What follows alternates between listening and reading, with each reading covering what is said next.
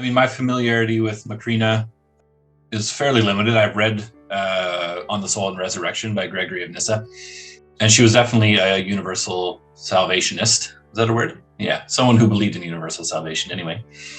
And also seems to talk about even, the salvation of Satan and stuff at the end of times.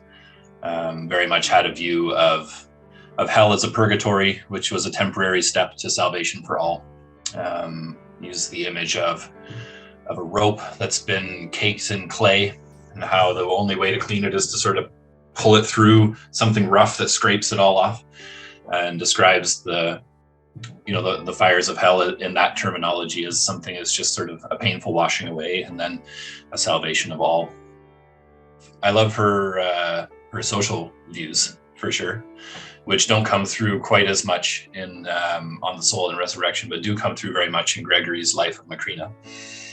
And Macrina is presented as this epitome of holy womanhood in a very almost modern seeming way in a lot of ways.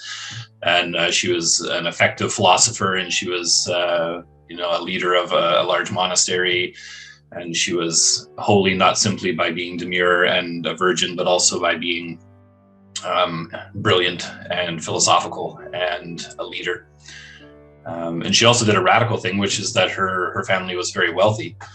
They were, basically royalty in a sense. And once all of her brothers grew up and left the house, and it was just her and her mom basically left, her father had passed away. She decided that she wanted to be on equal terms with all of their servants and slaves, which was a radical concept at the time. And she actually began her monastery by liberating all of her own slaves and starting from there. And so I think that's a beautiful thing that Macrina has to offer as well.